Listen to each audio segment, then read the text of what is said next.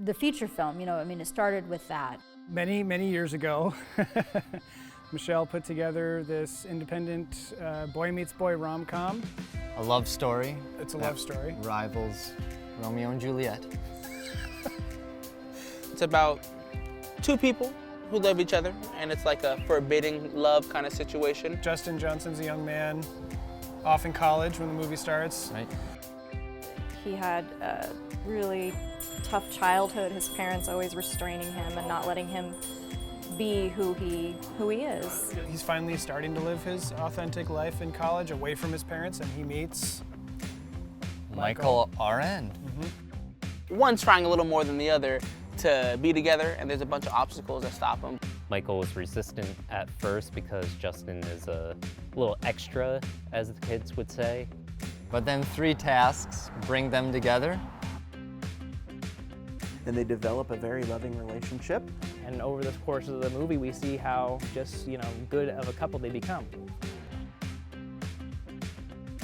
Fast forward to the sequel series. Justin and Michael are married, and they've gone on to professional lives. They've had a daughter that's grown up and is becoming a teenager. And they're adapting to life as a couple. Camera speeds. Scene 515 dog, take 1, mark it. So we're shooting episodes 4 through 6. This is our first day of shooting, and I feel very anxious and wish that I had Jonathan Miles here on the first day of shooting to calm my nerves, because I miss that guy.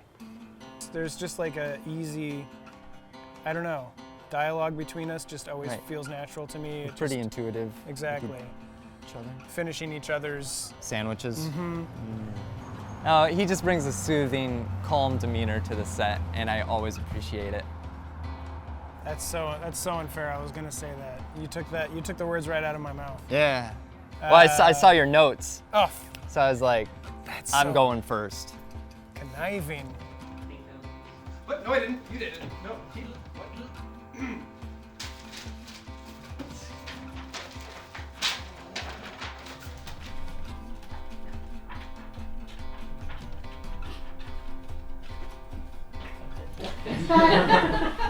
I couldn't have asked for a better co-star. Bjorn is everything that I'm not.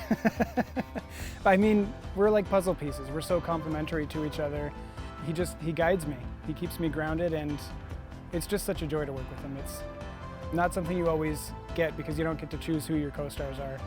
Getting Jonathan and Bjorn in there was amazing, and they were a really great team to pair off of, and I couldn't ask for a better partner in that relationship between Justin and Brooke. Bjorn and Jonathan are so fun to work with. They're really both funny. divas. In a good way, though. In a good way, yeah. Getting to have a few people my own age on set will be nice. I love talking to older people, but sometimes having friends your own age can be really nice. The depth of your anguish over my lack of presence is staggering. Of course, I've missed you. But seriously, I'm starving. I couldn't be happier about the group of people that I get to work with on this project. It's kind of amazing because so often you don't get to work with the same people that many times in that same environment and context. Every time we come back together and begin pre-production, it's kind of like a family reunion. And how it's changed, well, we have a little more staffing.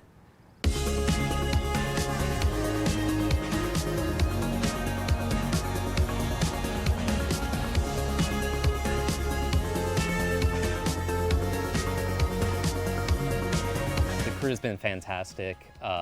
Andy has been absolutely killing it as a first AD, making sure we're making our days and the crew is well taken care of. Isaiah kills it on sound. Let's cut, that one's pretty bad. That's really bad. All right, that's cut. Go back to your ones. That's cut. That one's like right over our heads. Yeah. It's one of those it's a prop jobs. helicopter. Definitely went for such a No, it's a prop job. Damn, you guys are If you stop for one moment now, you can hear the sound of a lawnmower in the background. Now, fortunately, earlier this morning there wasn't much of that activity, but that's things we've had to just kind of deal with over the season period and seasons prior. But today seems like we're just right en route for a kind of where the planes are getting ready to land, so they get real close in. They've made it a little difficult, but what are you gonna do? You just gotta hold. Everybody's patient, everybody's working hard and taking their time to really get the best product. So whether it took us 7, 8 takes, we finally got something that we could put a check mark on and say we feel good moving forward. That was so nice. Finally! And this time we have Matt Bauer returning, who was also on the feature film. He's coming back to do editing and DIT.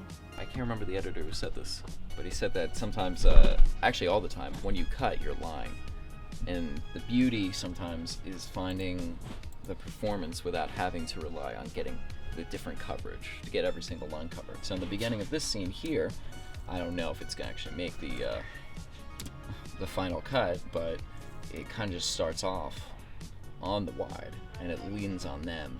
And they hold on that for a while, and I did a very slow, but you might be able to notice it, a very slow, subtle zoom in on the clip too, only 5%, just to give it a little bit of activity. And then this was a fun little trick I did. I wanted to get more intimate with them, and because they did a wide, and then they also did this close-up. And I don't think I had the right coverage to get Jonathan's angle. So what I did was when Bjorn walks by, I do a little mask cut around him, so it goes to a different close-up. So this is a totally different take than what was right over there. And nobody, I mean, if I'm doing the job right, nobody should notice. And if it feels right too, that's always the most important part. Yeah, I'm new. I was very nervous, and I got here and I was even more nervous, and then about 10 minutes later I was like, oh, it's like we've known each other the whole time. That's how good at welcoming people in they are. Dude, the crew's been really great. They're really awesome. Super genuine, super wholesome and caring, and it actually feels like a safe place. Nate is very quick on his feet, coming up with solutions. I was in a situation where we're shooting outside under very strong sunlight, so it makes it very hard to see my monitor. So he's kind enough to wrap me in black fabric. It helped me a lot, sweated a lot, and I really appreciate Nate and everything he does for me. Especially if Brooke and I can see 50 Shades. The musical. 50 Shades? As in gray? Perfectly uninhibited. A romantic comedy that's more sex than romance, which is exactly the way I like it. What? I read reviews. Michelle has asked me to add my own sort of flair to it. So I'm experimenting with some jokes here and there, and I'm curious to see which ones make it in. The show is a romantic comedy that's more sex than romance. Except my friend Gina saw it, fell asleep 2 minutes in. You know, I auditioned for the pool boy, but found out that actually wasn't a part in the show. You know, the original story was based on my grandmother.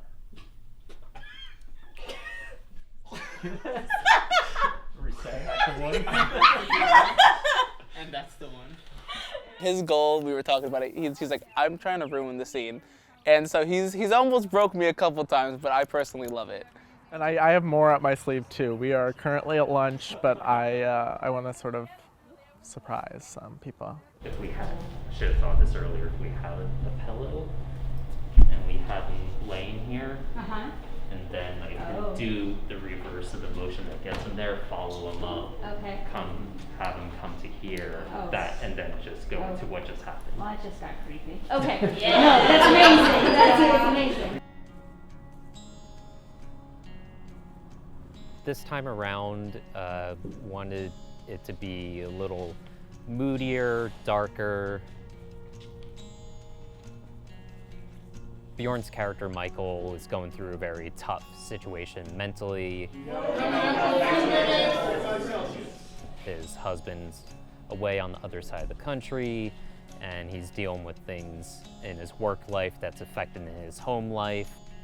This is a part of Michael that we've never seen before. It's also a darker side, and exploring that will be the challenging part.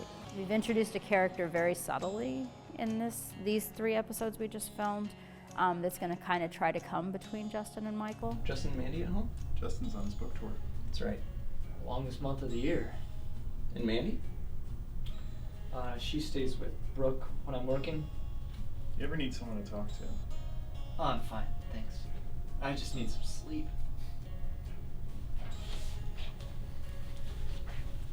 I don't want to give any spoilers, but there's a few scenes where Justin is maybe not really Justin and behaves very out of character. And I think that's going to be a really sort of fun and interesting new approach to playing the character of Justin Johnson as perhaps somebody who's not as kind-hearted and in love as he was in some of the previous episodes. My favorite part of the year. Same. Hi, who should I... We've kind of laid the groundwork for several storylines in these 3 episodes, including Brooke's character a little bit. She's not the Brooke that people have come to love, and we actually meet a new character, Brooke's long-term boyfriend named Andy. Just want to take you out. Should you do a special night? I like that. And I really hope that based on what happens, and I won't say too much because I can't, but that we really get to see the flip side of that and kind of her happily ever after in the same sense that we've seen in Justin and Michael.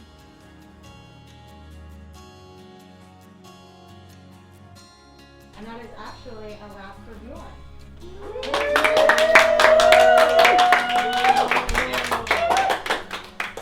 So I've laid the groundwork for several things that I'm projecting and planning that we get to continue filming, and you know, I would be happy to continue writing More Than Only for as long as you know, More Than Only wants to be seen.